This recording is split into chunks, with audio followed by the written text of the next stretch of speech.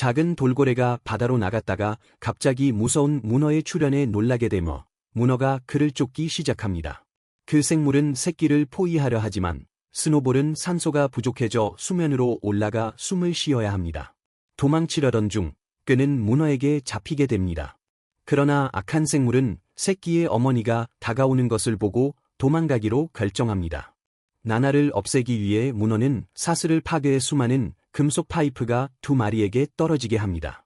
파이프 중 하나를 헤엄쳐 지나간 나나는 새끼를 구하지만 입구가 너무 작아 그녀가 통과할 수 없어 갇히게 됩니다. 공기가 부족해지자 스노볼은 수면으로 수양하려 하지만 다시 한번 문어에게 막히며 새끼를 잡으려는 문어의 집착에 부딪힙니다. 결국 이에서 떨어지는 잔해에 의해 문어가 포획됩니다. 몇 분 후 나나는 자신을 풀어내고 아들을 만나러 가며 아들은 바다에서 신비로운 생물을 발견했다고 밝힙니다. 아기가 공기가 필요하다는 것을 깨달은 나나는 그를 수면으로 데려갑니다.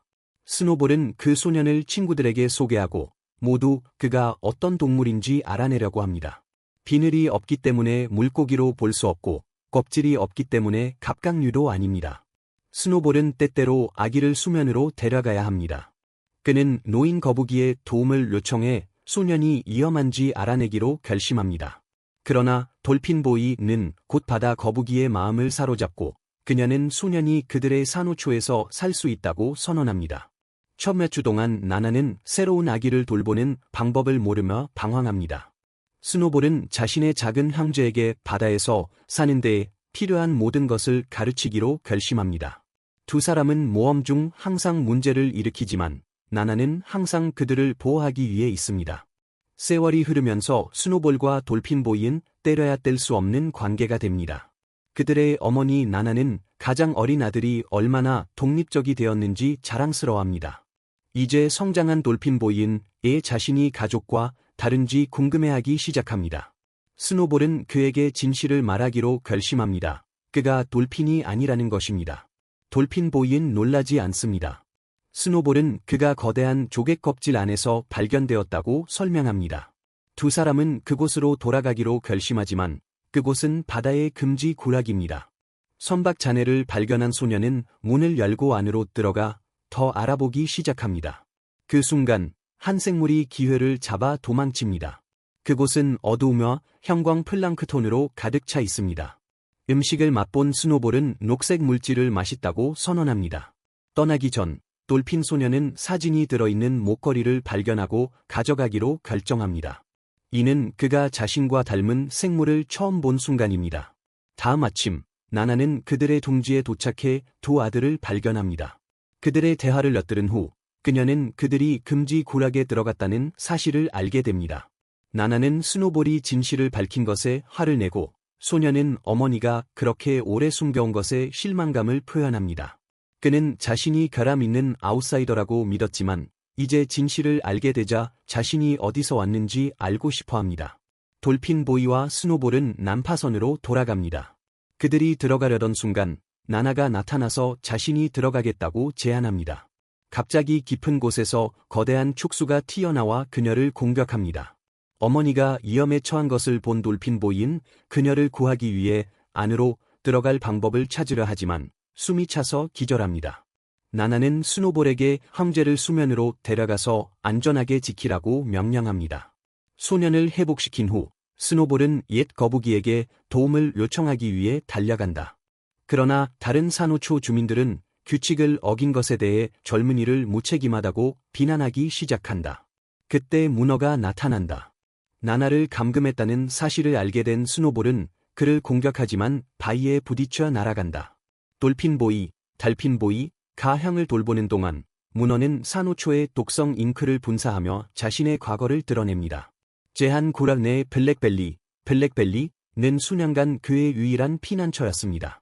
항공기가 바다에 추락했을 때 그는 내부에서 갇혀 그곳에서 번성하던 플랑크톤을 먹으며 생존했습니다. 이 덕분에 그는 다른 어떤 종보다도 거대하고 강력해졌습니다. 배는 그를 감금했지만 돌핀보이, 달핀보이가 도착해 우연히 그를 풀어주었습니다. 실수를 바로잡기 위해 돌핀보이, 달핀보이는 막대기를 잡고 숨어 적을 습격할 준비를 합니다. 한편 스노볼, 스노볼은 어머니의 감금에 대한 복수를 위해 문어를 방해하지만 결국 포로로 잡힙니다. 그때 돌핀보이, 달핀보이가 문어를 물고 공격하지만 역시 포로로 잡힙니다. 문어는 소년이 그곳에 속하지 않는다는 것을 깨닫고 어망이 다가오는 것을 보고 부하들에게 돌핀보이를 데려가라고 명령합니다. 수시간 후 어부가 소년을 발견하고 해안으로 데려갑니다.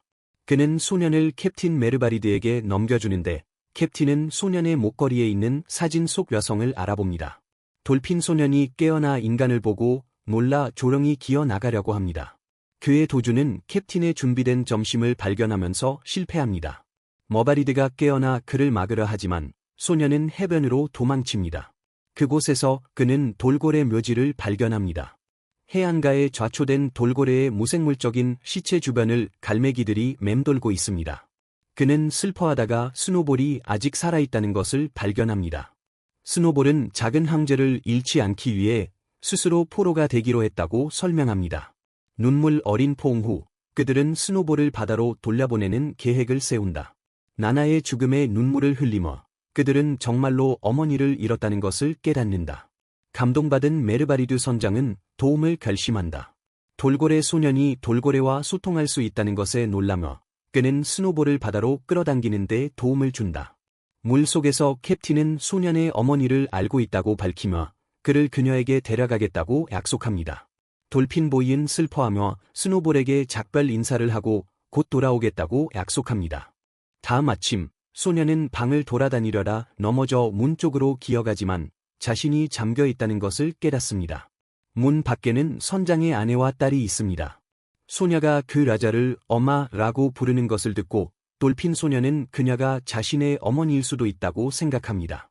감옥에서 벗어나 그녀를 따라 시장으로 달려갑니다. 길에서 구조 요청 소리를 듣고 잔인한 운명에서 작은 물고기를 구합니다. 요리사가 그를 잡았고 곧 상인들 무리가 도둑질로 그를 쫓기 시작합니다. 그들이 잡기 직전 소년은 수족관을 바다에 던집니다. 물고기는 기뻐하지만 여전히 유리 수조에 갇혀 있다는 것을 깨닫습니다. 그날 오후 메르바리드 선장은 마지드의 발을 방문해 돌고래와 소통할 수 있는 소년을 찾았다고 말합니다.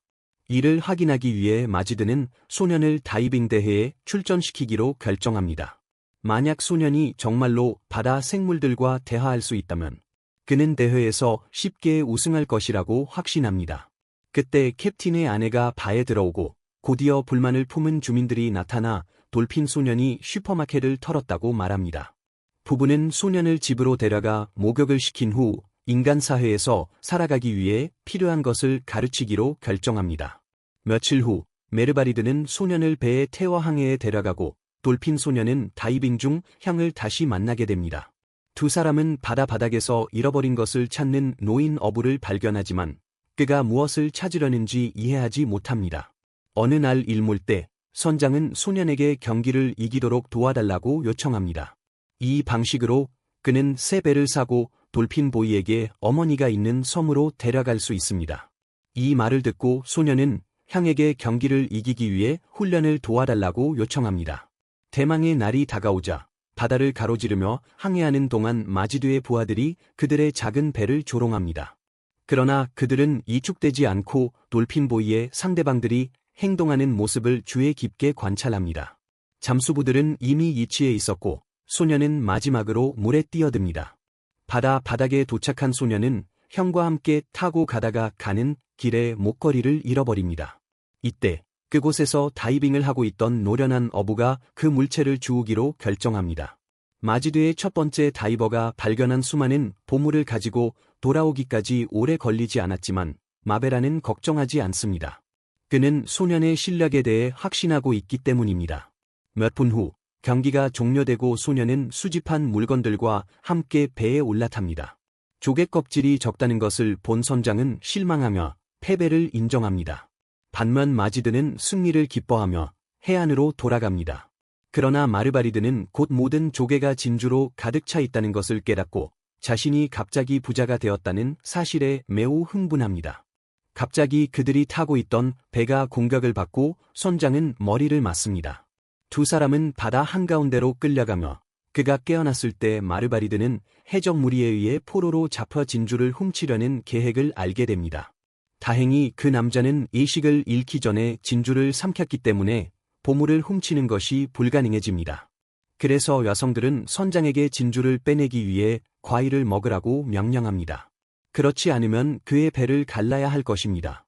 첫 번째 선택지가 가장 합리적인 것처럼 보이기 때문에 메르바리드는 수십 개의 과일을 먹어치웁니다. 그 후 여성들은 축하를 시작하고 선장은 그들과 함께하기로 결정합니다. 한편 돌핀보이, 달핀보이는 배에 잡힌 상어를 발견하고 그를 바다로 돌려보내기로 결심합니다. 음악에 흥분한 메르바리드는 노래를 시작하고 여성들은 그가 그 가사를 알지 못하게 하기 위해 그를 다시 묶기로 결정합니다. 그들은 그 남자를 그들의 지도자에게 데려가기로 결정하고 긴 여정 끝에 신비로운 섬에 도착합니다. 선원들이 깨닫지 못한 것은 노인이 그들을 따라왔고 바로 뒤에 있다는 것입니다. 눈가리개를 한 채 그곳을 걸어가며 메르바리드는 자신이 레드 아일랜드로 데려가졌는지 묻고 이미 그곳에 가본 적이 있다고 말합니다. 동굴에 들어간 후 그들은 그랜니 차르에 숨겨진 장소에 도착하며 그녀는 캡틴 리베라를 즉시 알아봅니다. 노파는 그 남자가 10년 전에 떠났다고 회상하며 그동안 무엇을 했는지 묻습니다. 차르는 나이들을 혼자 돌보는 것이 매우 어려웠고 그 모든 해 동안 울었다고 말합니다. 노파에 따르면 그녀의 눈물은 기적의 약으로 여겨질 정도로 매우 강력합니다.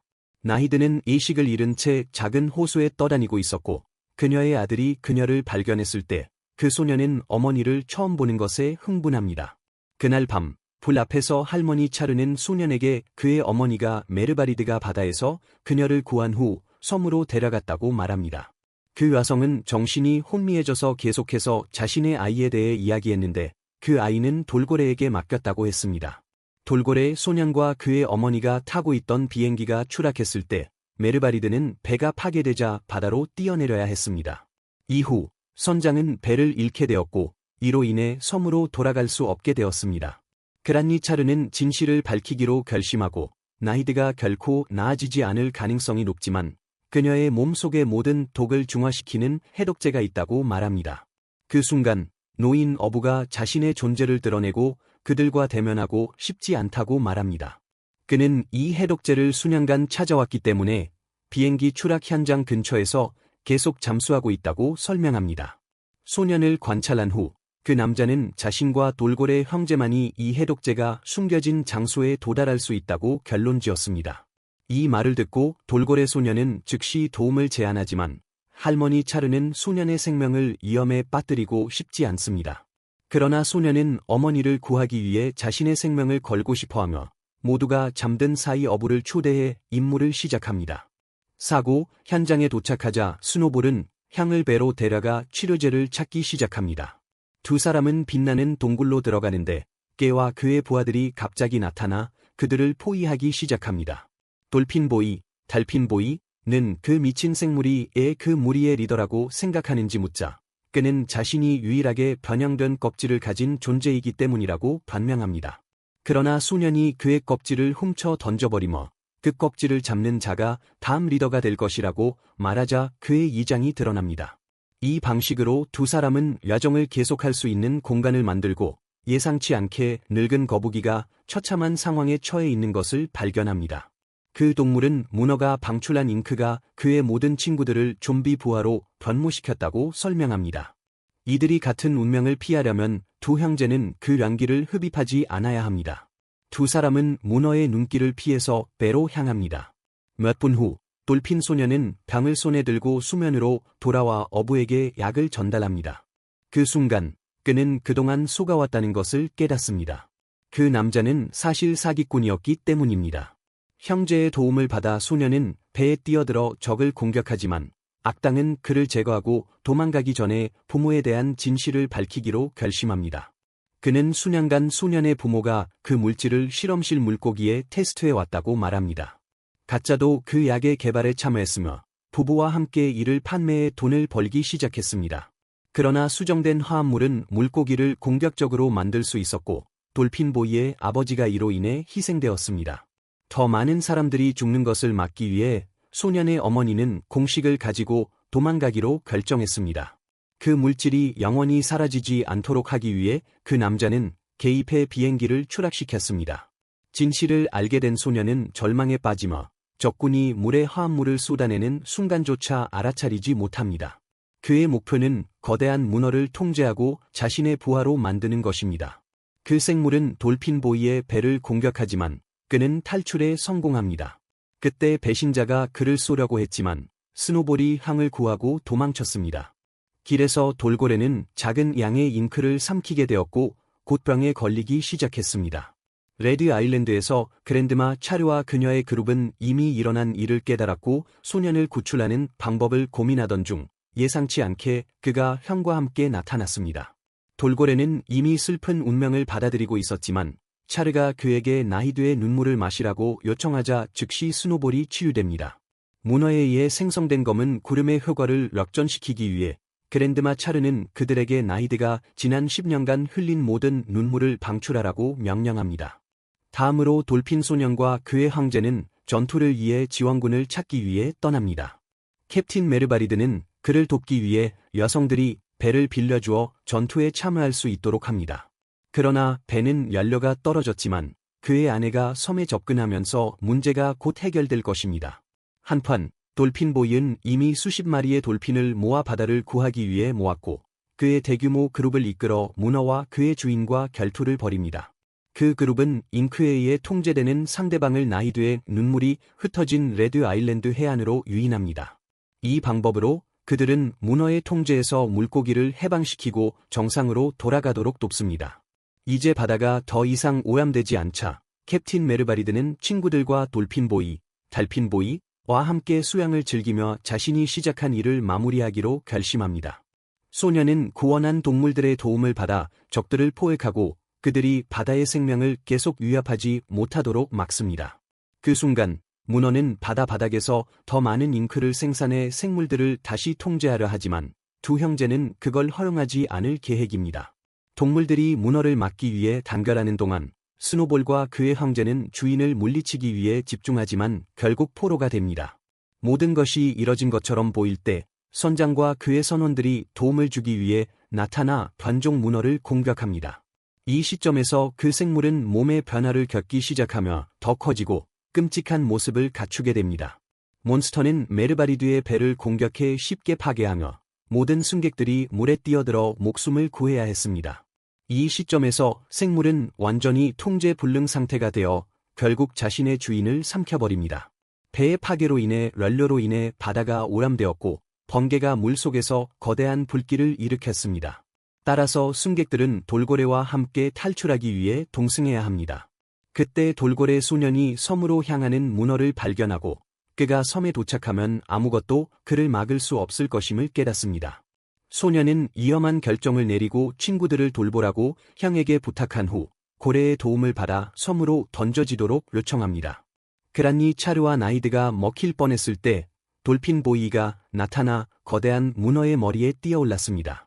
몇 분 후 비가 내리기 시작했고 괴물이 어디로 갔는지 아무도 몰랐습니다.